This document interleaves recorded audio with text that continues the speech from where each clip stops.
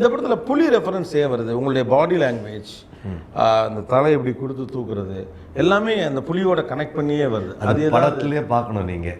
அது ஏதோ ஒரு சும்மா புலி கிடையாது, அது ஒரு கேரக்டர் மாதிரி தான் இருக்கும். அந்த ஷார்ட்டுக்கு அடுத்து இதை மேட்ச் பண்ணி பார்க்குறப்போ அந்த பாடி லாங்குவேஜ், மூமெண்ட்டு எல்லாமே வந்து நீங்கள் பண்ணுறதெல்லாம் கொஞ்சம் இந்த புலியோட ரெஃபரன்ஸோட போகுது.